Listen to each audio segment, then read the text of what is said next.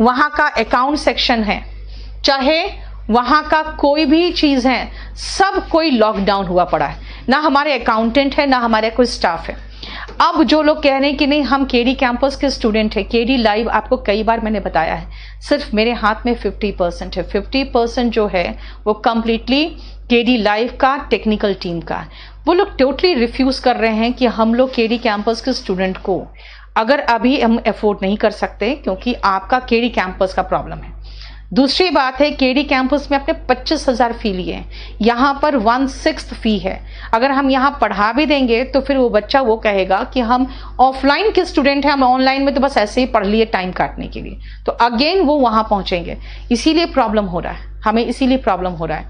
मैं अपने सारे ऑफलाइन के स्टूडेंट्स को बस यही रिक्वेस्ट कर रही हूँ कि बेटा तुम लोग प्रीवियस स्टूडेंट है, तुम लोग 1999 वाला ही और डिस्काउंट करके ले लो कोर्स, तो आपका सिलेबस कंप्लीट हो जाएगा।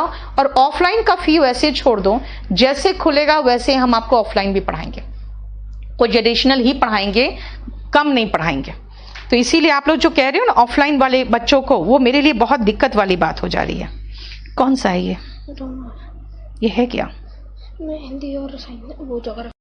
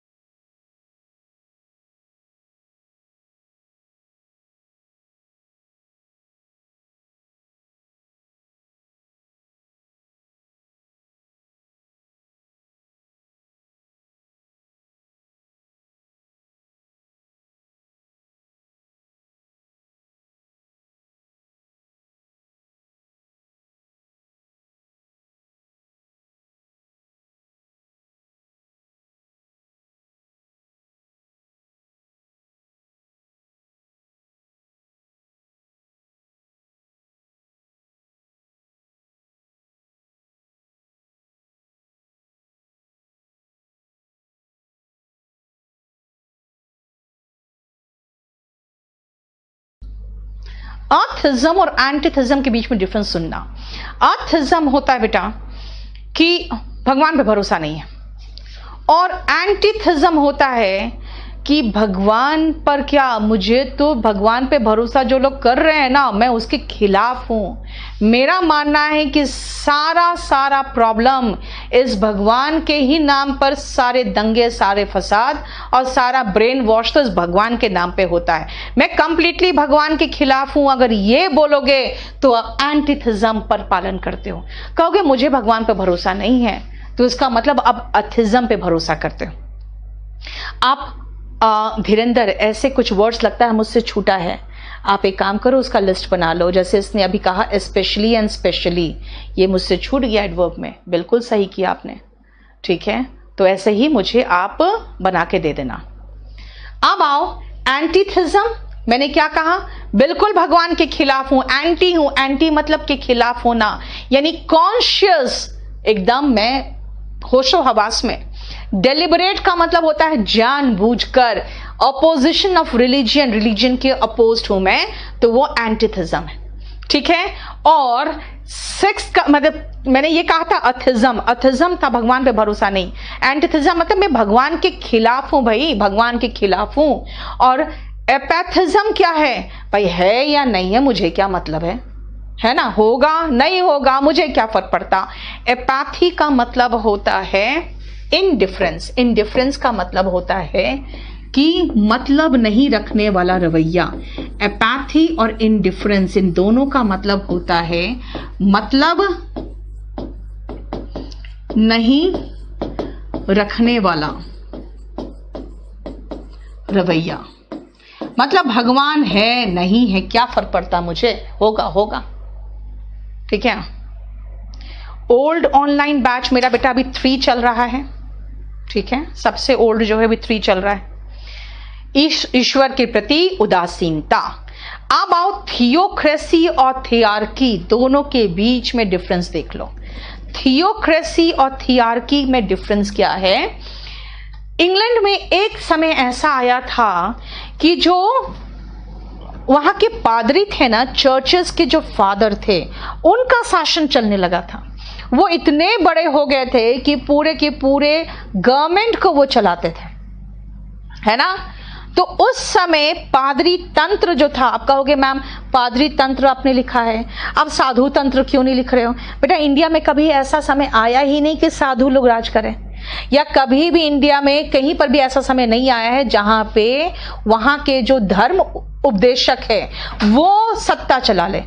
ये सिर्फ इंग्लैंड में दिखा था, इसलिए पादरी तंत्र बोला जाता है इसको, है ना। ये थियोक्रेसी है। अब कहते हैं कि इंडिया में एक वर्ड कहा जाता है राम राज्य। वो क्या है भाई? राम राज का मतलब जब राम ने खुद राज किया था ना, तब राम राज था, यानी ईश्वर के द्वारा शासन। द रूल और गवर्नमेंट ऑफ गॉड इज थियार्की। इनके बीच में यही डिफरेंस है कि उनके चेले चपाटे अगर राज कर रहे हैं तो थियोक्रेसी, और ईश्वर खुद राज कर रहा है तो थियार्की। ठीक है, क्लियर हो गया? नेक्स्ट आओ, 1 मिनट पहले देख लो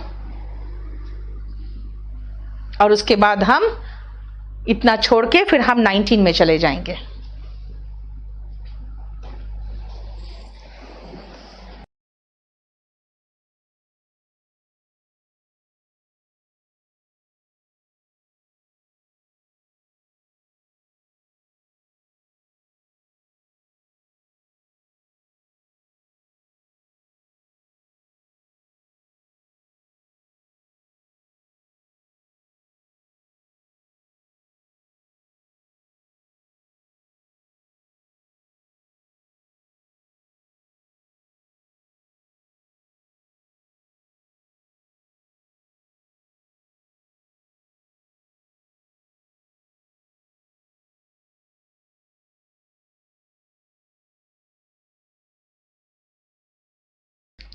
नेक्स्ट आओ थियोडाइसी, थियोडी, थियोगैमी, थियोलेट्री, आइडलेट्री एंड मिसोथिज्म। आ जाओ नेक्स्ट देखो। यूपी में नहीं बेटा, आप जो कह रहे हो ना साधु का राज, नहीं, वो साधु का राज नहीं है धीरेन्द्र। अगर योगी जी अगर वहां पे चीफ मिनिस्टर है तो उन्होंने अपना शासन नहीं चलाया, जो डेमोक्रेसी है उसी के अकॉर्डिंग काम कर रहे हैं, ठीक है ना। वो अपना शासन नहीं चला सकते, वो तो तब उनका शासन होता जब वो जो कहते हैं वही कानून होता, ठीक है। अब सुनो ध्यान से, इसमें आपको जो जो मिलेगा ना रूट, उसका मैं आ जाती हूं। ये जो लेटरी वर्ड है, जब भी लेटरी वर्ड देखे आपको समझ जाना पूजन। मिसो वर्ड जब भी दिखे समझ जाना हेट। आइडल वर्ड जो है ये है मूर्ति। ग्यामी का मतलब रूट बता रही हूं बेटा, शादी। और ODE का OD बना है यहां पे, और ये DICEY का डाइसी बना है, ठीक है। डाइसी, अगर आप डाइसी हो ना तो आपके इरादे गलत होते हैं, आप कभी ना कभी धोखा दोगे। इसीलिए डाइसी का मीनिंग पहले लिख लो, क्लियर मीनिंग इसका।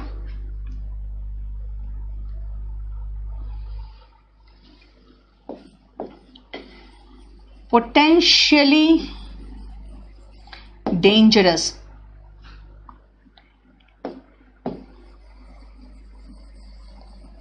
जो कि डेंजरस है वो कभी ना कभी अपना रूप, असली रूप दिखाएगा, यानी उसमें पोटेंशियल है कि हमें कभी ना कभी नुकसान पहुंचा सकता है।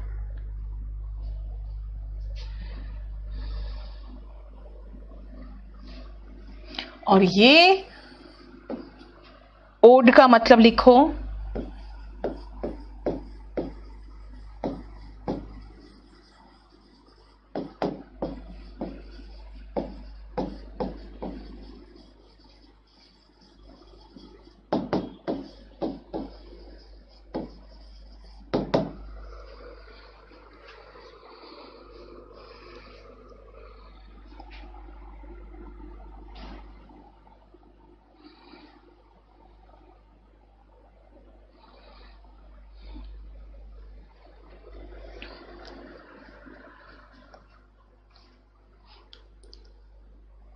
ठीक है, ऐसे डाइसी अकेले में भी आया हुआ है क्वेश्चन।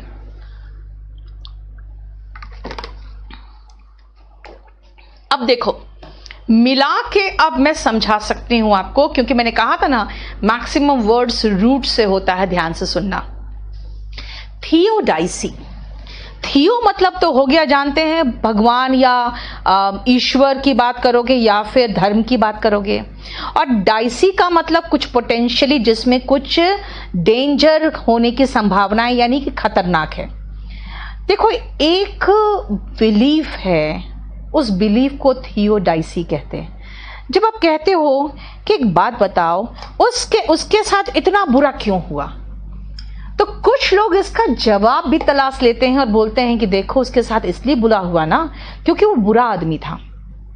अरे भाई वो तो इतना छोटा सा व्यापारी था जिसने कभी किसी का नुकसान नहीं पहुंचाया, अपने बीवी बच्चों को अच्छे से पालता था, कभी किसी से लड़ाई नहीं किया, और उसको इतनी गंदी मौत मिली।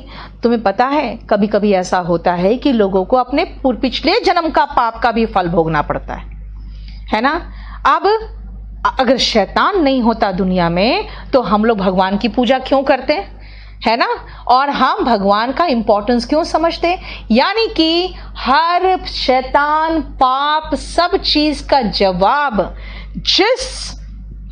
आपको कह सकते हैं जिस एक्सप्लेनेशन में है उसको थियोडाइसी कहते हैं। So what is theodicy? It is the explanation why God permitted evil, bad people and wrong things to happen in this world।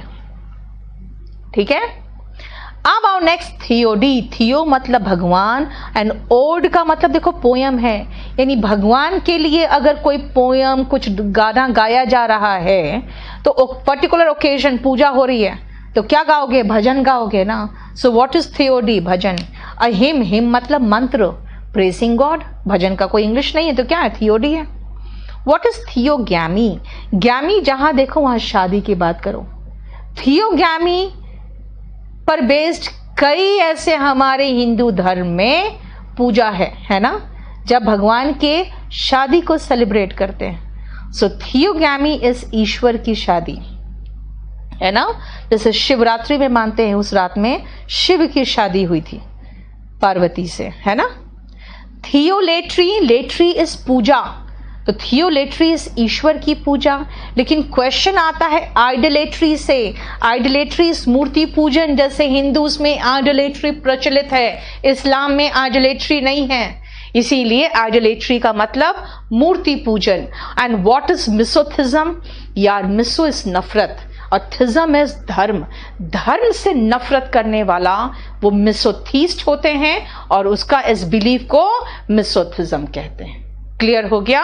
बस यहां हम 17 तक ही रोक रहे हैं और हमें आपने कहा था 19th नहीं हुआ था, तो एक बार हम देख लें 19th कहां है। आज का तो नहीं होगा, 13।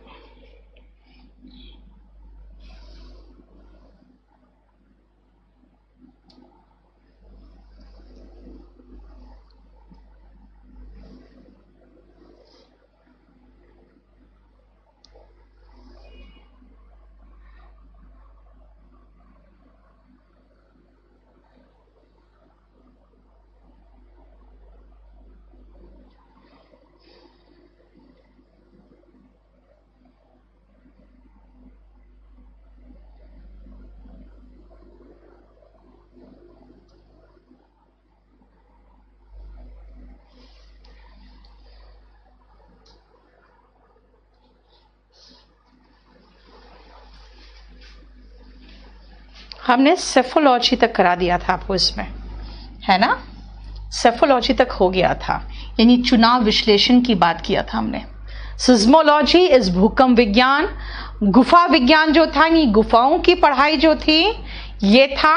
स्पिलोलॉजी एंड सेफोलॉजी था जब हम चुनाव विश्लेषण करते हैं कि भाई कहां पर कितने लोग किस जाति के किस धर्म के हैं और वहां से किसको जीतने की संभावना है ना। हम 26 तक देख चुके थे।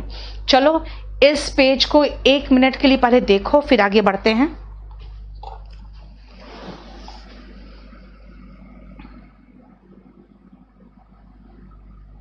आप लोग को समझ में आ रहा है ना? खाली यस कर दो एक बार।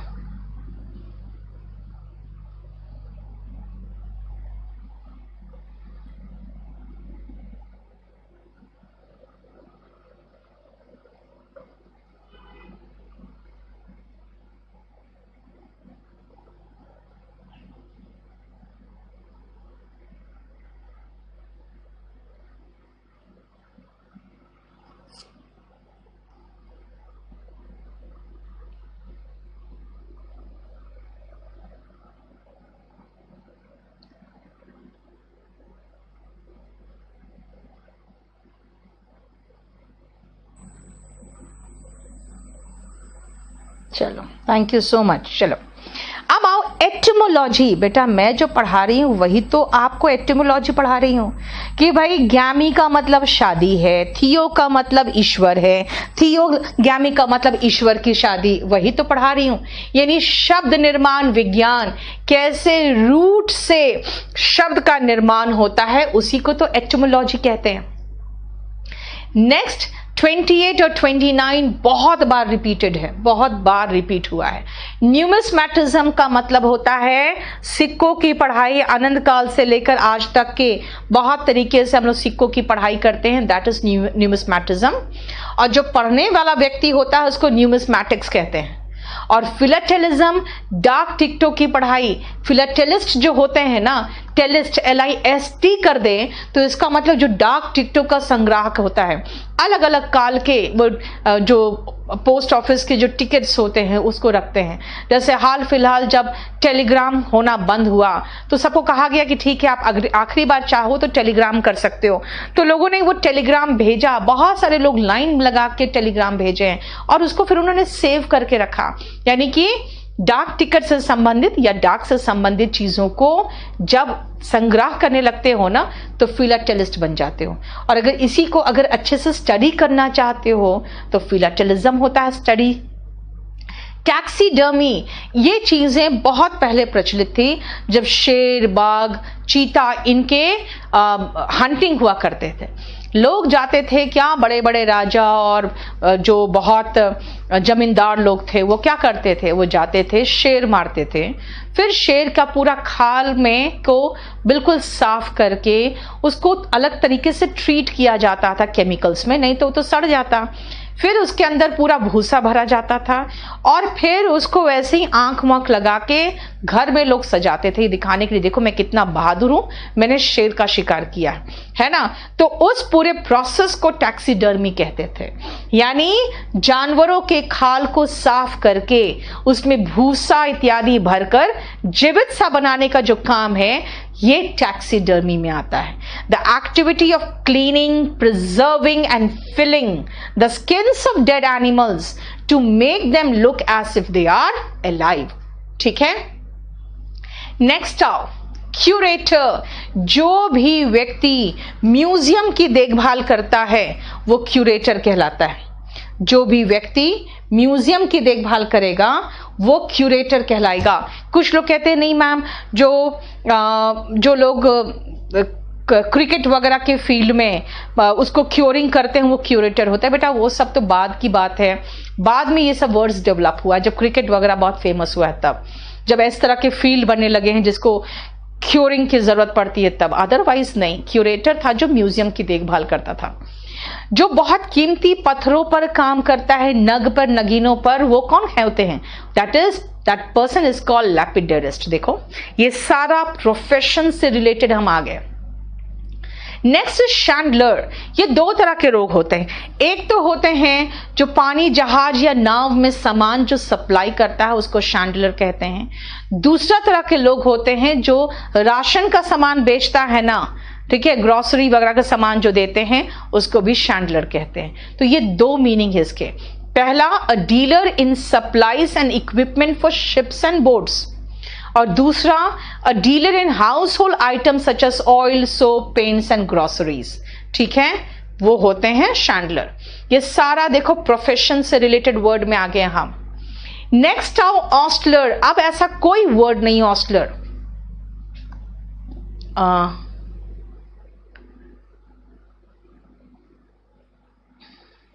नहीं नहीं, ठीक है बेटा, बिल्कुल ठीक है। द स्टडी ऑफ कॉइन्स बिल्कुल सही है।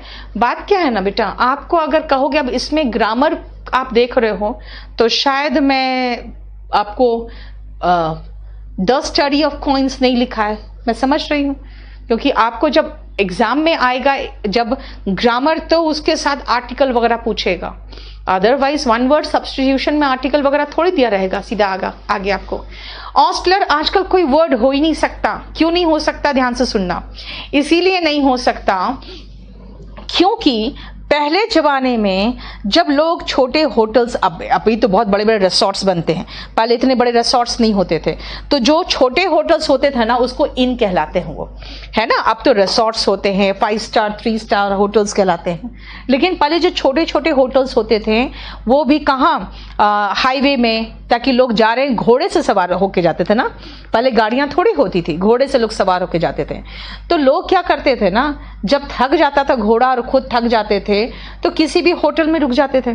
तो होटल में आदमी को की सेवा करने के लिए एक अलग से लोग होते थे, और फिर घोड़े को चारा खिलाने के लिए, घोड़े की मालिश करने, उसकी थकावट दूर करने और उसको अच्छे से चारा पानी देने के लिए एक अलग से बंदा होता था जिसको ऑस्टलर कहते थे। इसीलिए ऑस्टलर आजकल खत्म हो गया क्योंकि लोग अब घोड़े से सवारी करते ही नहीं है। अब आओ जॉन्डिस्ड आई। जॉन्डिस्ड आई जो वर्ड है ना, ध्यान से सुनना, जॉन्डिस्ड आई जो वर्ड है इसका एक पूरा कहावत है, एवरीथिंग लुक्स येलो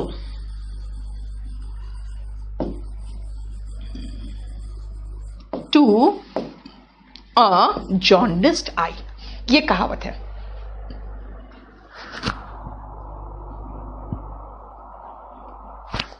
ठीक है, everything looks yellow to a jaundiced eye. Jaundiced eye का मतलब होता है पक्षपातपूर्ण रवैया, यानी सावन के अंधे को हरा ही हरा नजर आता है। आपकी मेंटालिटी जैसी होती है ना, आपको वैसा ही सब दिखता है। अगर आप खुद बदमाश हो तो आपको सब बदमाश दिखेगा। समझ में आ रहा है? ठीक है, आप जैसे मेंटालिटी के होते हो आपको सब कुछ वैसे ही दिखता है। लेकिन आप ध्यान से सुनना, यहां पे अलग मीनिंग है इसका, थोड़ा सा ध्यान से समझना। आप मानते हो यार जो सामने वाला है ना वो खराब है और ये ही इसी की गलती होगी, सब कुछ इसने ही गलत किया होगा, तब जानते हो आप अच्छे जज नहीं बन सकते, बिकॉज यू हैव जॉन्डिस्ड आई। आपका रवैया शुरू से ही पक्षपातपूर्ण है, आपका बायस्ड अप्रोच है, पक्षपातपूर्ण रवैया है और वो अनरीजनेबल है, किसी तरह का किसी बात पर आधारित नहीं है, अनरीजनेबल है। अब आओ नेक्स्ट 36 में, कीप द पॉट बॉइलिंग। जानते हो इसके पीछे जो थीम है ना, ये बहुत उदास करने वाला आपका थीम होगा, जो इसका मैं एक्सप्लेनेशन आपको बताऊं। ठीक है, इसका एक्सप्लेनेशन जो बताऊंगी बहुत उदास करने वाला वर्ड है, सुनो ध्यान से। आपको अच्छे से पता है भूखमरी सबसे बड़ी बीमारी है। तो लोग जब भूख से, बहुत बच्चे व्याकुल होते थे ना, एकदम बहुत भूखे होते थे, तो उसकी माँ क्या करती थी, आग लगा के लकड़ी में और ऊपर एक पॉट रख देती थी जिसमें पानी और पत्थर डाल देती थी, तो खड़खड़ खड़खड़ करके वो उबलता रहता था। तो बच्चे सोचते थे खाना बन रहा है, तो इसी इंतजार में खाना बन रहा है वो सो जाते थे। तो उसकी माँ क्या करती थी, पॉट को बॉइलिंग में रखती थी कि बच्चा इस उम्मीद में कि खाना बन रहा है। क्यों? क्योंकि वो दिनचर्या अच्छे से चल रहा है, हमारा किसी तरह का कोई प्रॉब्लम नहीं है, दिनचर्या चल रहा है। वही किसी गतिविधि को बनाए रखना, टू मेंटेन ब्रिस्क मोमेंटम, यानी कि कुछ रुका नहीं है, कमाई आ रही है, खाना बन रहा है, तैयार हो रहा है, आप थोड़ा रुको क्योंकि अभी पॉट बॉईल कर रहा है। बच्चे थक के सो जाते थे इंतजार कर करके, उसी से बना है कीप द पॉट बॉइलिंग, यानी किसी गतिविधि को बनाए रखना। यानी जिस तरह से रोज तीनों टाइम बर्तन चढ़ता है खाना बनने के लिए, वो गतिविधि हम बनाए हुए हैं क्योंकि हमारे पास सब कुछ है, हालांकि होता नहीं था।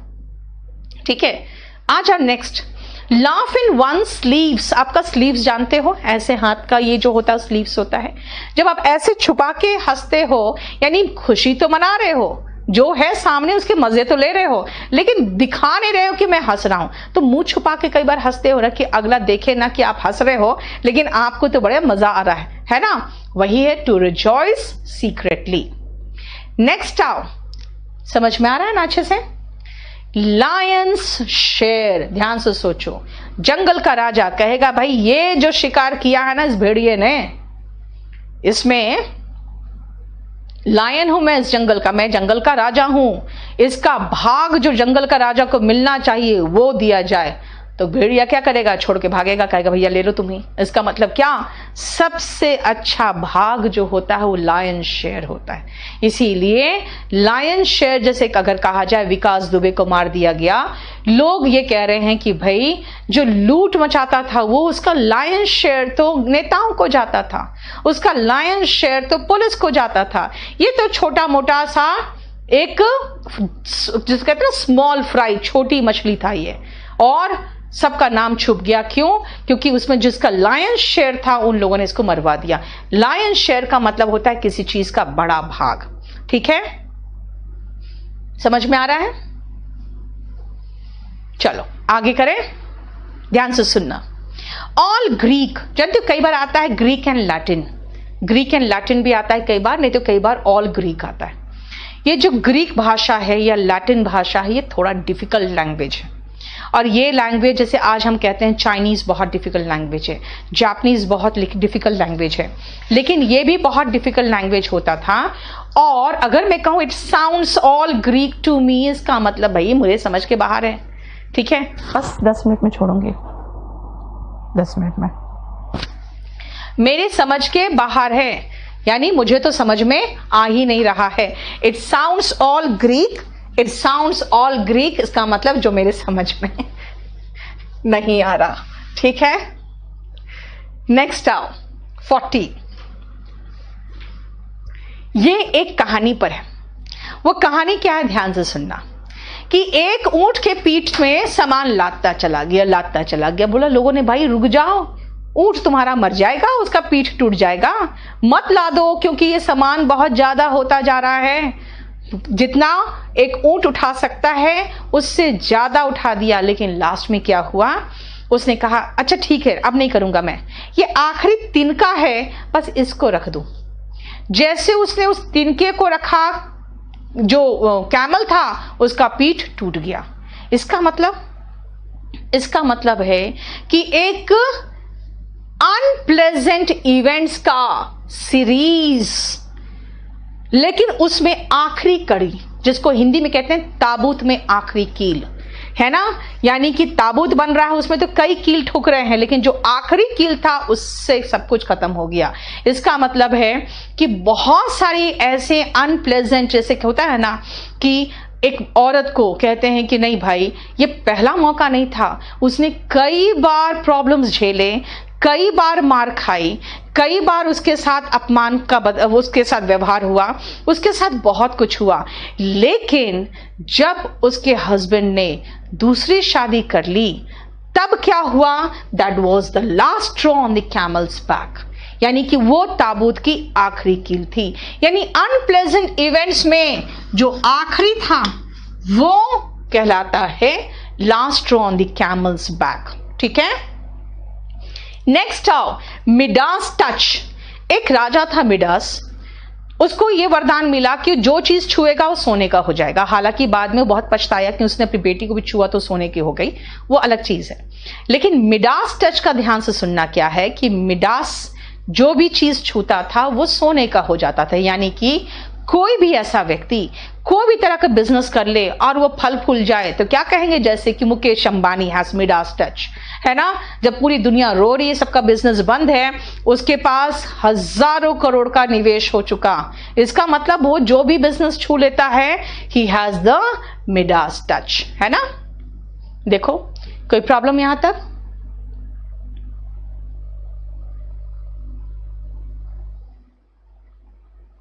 आ जाओ लास्ट पेज देखो। मेयर्स नेस्ट, भाई मेयर का मतलब घोड़ी होती है और नेस्ट का मतलब घोंसला। क्या कभी भी घोड़ी ने घोंसला बना के बच्चा दिया है क्या? बोलोगे यार बकवास। ये सब आंखों का धोखा होगा, अगर आपने कभी देखा होगा तो। कभी ऐसा हो ही नहीं सकता। So what is mare's nest? इसका मतलब है फरेब या धोखा है, फॉल्स डिस्कवरी। हो ही नहीं सकता यार, है ना, इल्यूजन यानी कि भ्रम। ये आपको भ्रम है, it is just mare's nest, ऐसा कभी कुछ हो ही नहीं सकता। यानी आप कहोगे नहीं नहीं, आपको पता है ऐसा होता है और ऐसा मैंने देखा है। यार it was just a mare's nest for you, there can not be anything like that. इसका मतलब है तुम्हें धोखा हुआ होगा, क्योंकि कभी भी जैसे घोड़ी अपना घोंसला नहीं बनाती, वैसे ही जो तुमने देखा है वो सिर्फ धोखा होगा, ऐसा कुछ नहीं होता। फिर आओ एकिलीस हील।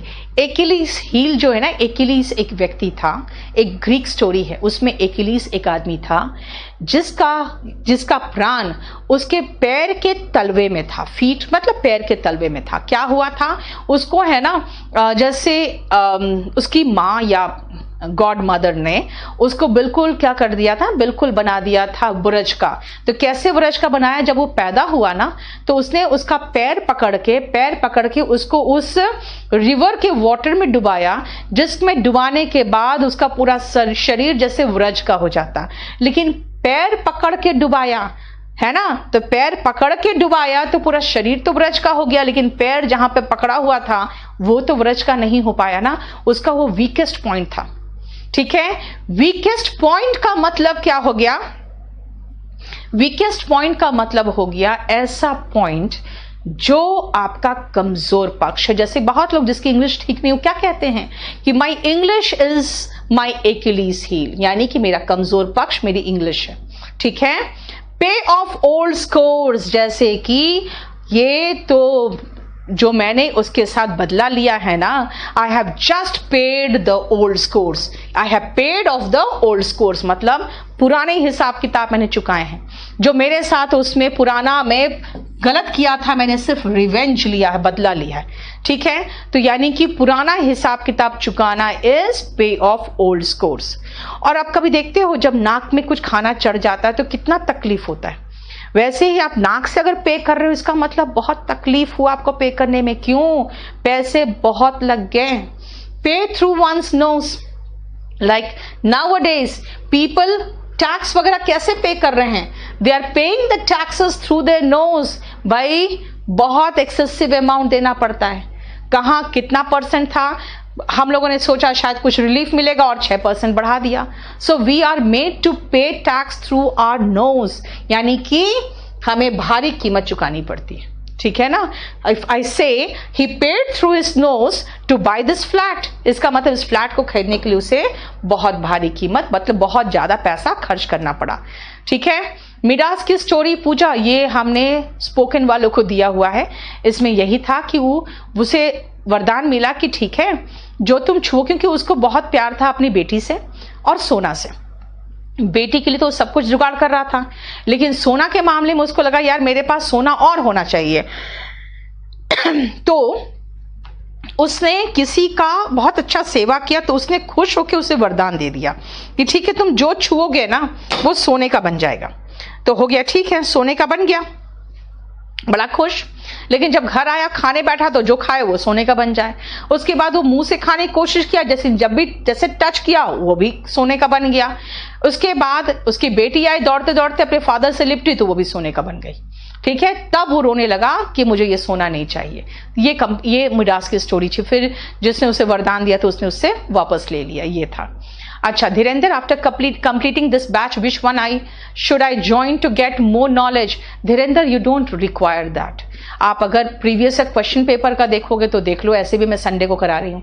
अदरवाइज इसके बाद करने की जरूरत नहीं है। इसके बाद आप सिर्फ जितने भी हमारे ऑनलाइन टेस्ट होते हैं ना, चाहे मेंस का या प्री का हो, वो मैं पूरी कोशिश करती हूँ, मैं प्रूफ रीडिंग वगैरह करती हूँ, तो वो आप ध्यान रखना कि वो कर लेना बस। उसके अलावा और कोई जरूरी नहीं आपको कुछ करने का। ठीक है ना, क्योंकि अब इसके ऊपर कोई बैच नहीं है, 3499 वाला जो बैच है इसके ऊपर कोई बैच और कुछ करने की जरूरत नहीं है आपको। ठीक है, so we have finish this complete. 19 हो गया, 20 में हम लोग 17 तक कर लिए हैं। अब नेक्स्ट क्लास परसों होगा, आज यहीं तक रहने दो क्योंकि मेरे पास मेरे पास पीडीएफ नहीं है जिससे मैं आगे बढ़ सकूं। बिकॉज ऑफ वन रीजन, मेरा टाइपिस्ट अभी कर नहीं पाया है काम, because he was absent that day. ठीक है, चलिए, थैंक यू सो मच।